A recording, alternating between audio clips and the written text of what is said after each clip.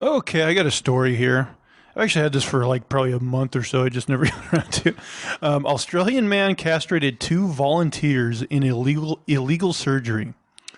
Let's see.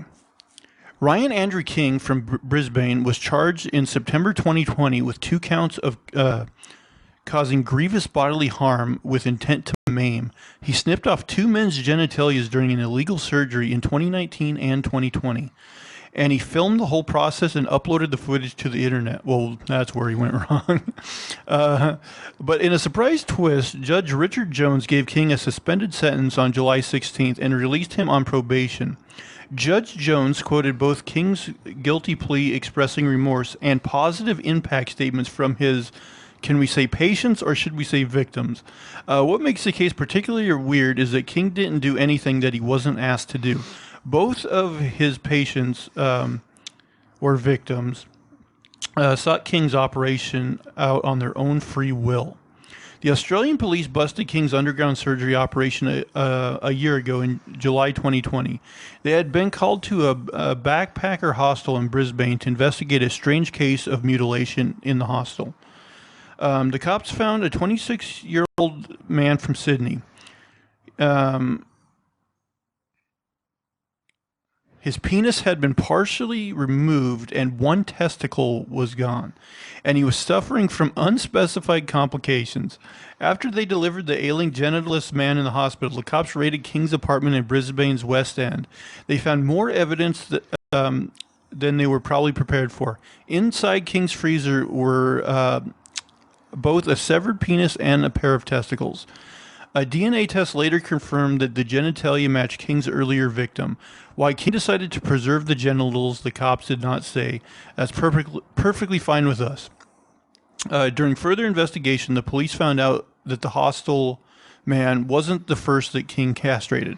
According to the victim's testimony, King had told him that he was experienced and had done similar surgeries at least 10 times. Now, as to our and the cops' best knowledge, King lied when he said that. He had only done it once before, in September 2019.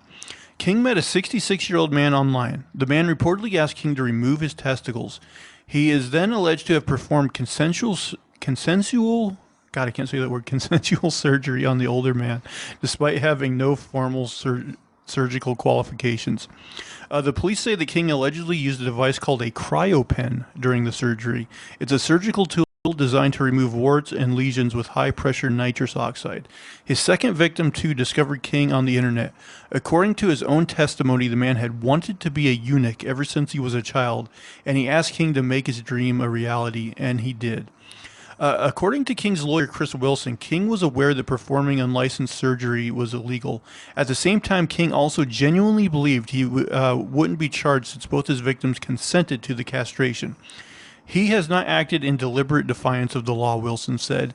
He also added that while Wilson knew what he did was legally wrong, he was too troubled to turn himself in. King suffers from both ADHD and Asperger's syndrome, which Wilson said made him too embarrassed to seek any kind of treatment or help. He was different. He sought no help or assistance with that, said Wilson. He didn't want anyone to know. In an earlier hearing, Wilson told the court that King had Klinefelter syndrome. This syndrome causes a male to be born with an additional X or female chromosome and causes, among other things, stunted genital development. As a child, his peers had bullied King due to his condition, says Wilson. At the final court hearing to decide King's sentence, he pled guilty to two counts of malicious act with intent. In his plea, Judge Jones heard or read, we're not sure how it was delivered, clear signs of remorse. You were clearly not authorized or qualified to do what you did, Judge Jones said.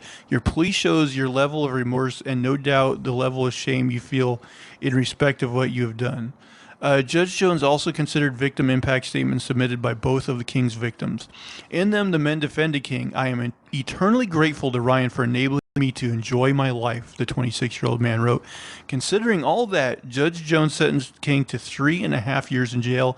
However, as he has already served 355 days in pre-sentence custody, the rest of the sentence was immediately suspended. For the rest of his sentence, King will be on probation and has to report to the cops regularly for 3 years. So, like, to me, the most bizarre part of this, it's just like these guys actually wanted this done and actually seemed relieved that it was done. Yeah, I don't know what was going through their minds, but they must have been some serious torture to feel that they had to get like that kind of surgery done. I don't know. Yeah, I mean, people get some weird ideas, but maybe they couldn't get regular doctors to do it. Yeah, I don't know if that's something like you can like go to a doctor and like legally have done. Like, would a doctor actually perform that on you if you wanted it? Well, I mean, when you get like sexual reassignment, I'm pretty sure you get it removed, right? Well, yeah, I guess so. Um, I s somebody recently I saw a video. They broke down the woman's like internal organs, and it's basically an inside-out penis and testicles. well, I mean, nature, it's you can only make so many Yeah, modifications, you know. but even the clit, it's like the top of a penis, like the way they Yeah, show it. It's yeah. indeed. I did like part of me was wondering like maybe these guys were like sex addicted and they're just like, oh, it's such a relief not to be horny anymore. No, because then you'd have that like invisible itch or whatever that is that people get, right? Wouldn't you still be horny? But then The Ghost phantom, testicles, the phantom boner. boners, yeah. I feel like that'd be a thing, right? We should make a movie called The Phantom Boner. The thing was where like the guy said he'd done it 10 times before, but also like coupled with like the balls were in his freezer. I'm like maybe he did do it 10 times before. And like how many do you need before you can make some spaghetti? Or maybe he like did animal ones before. Ugh. Right, yeah, because it happens in the animal world all the time. It's not like a huge operation. But like the one guy actually said like, oh, I've been dreamed of being a eunuch like since I was Since- young. Yeah, Yeah, that's a childhood. strange one. That's a really really bizarre. Do you know how they castrate lambs? Like they put a small like nick in the scrotum and then like suck them out and bite them off. What? That's how they castrate them. I thought they just like put a rubber band around him and like cut him off with some. Well, that's like the new school way, but it's actually supposed to be more like humane to do it the old way. Man, they're all horrible. Suck him out is the old way. That's the old way, the old school. Kids these days with the rubber bands. Back in my day, we had to suck lamb testicles right into our mouth, and we liked it.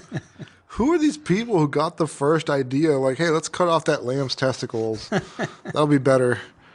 Like, I don't know. I see a living thing, and I'm like, I don't want to cut into it. I mean, I imagine they were smart enough to learn how reproduction worked and wanted to curb it. I mean, yeah, for sure. It's just actually doing it is like it's a step. It's a big Yeah. step. No one wants to see the sausage get made. Yeah. Or Slade. Like, even if you are the guy who came up with that idea, are you the one doing it, or are you getting like the town dummy to do it for you? I want to read that job description on like Indeed. Testicle sucker. It's a living. You have to have like a fancy name for it, though, so no one can know what you're talking about. Yeah. 4 years experience. Extraction expert. Like, I remember like one time my boss like said like, This is an interesting tie-in. you know those guys that are paid to spin signs? Oh yeah. Like, she told me what like they call that, and it was some bullshit thing, like marketing something or other that you totally wouldn't know that's what it was, I knew a guy who did that. He said he quit just because it felt like too much like being homeless. I mean, really though, that's the perfect job for homeless guys. Yeah, that's true. It's like, you're already out there with a sign, just hold our sign and we'll pay you twirl money. it. They probably get paid more being homeless. It might. Yeah, like you do hear You stories. never like, see like a homeless guy twirling their own sign though. Enthusiastic. Yeah, you got to put out the depression vibe. That's true. It'd be fun to see like an upbeat homeless guy that was like, "We'll work for food," and he's like really spinning it. Give me $1.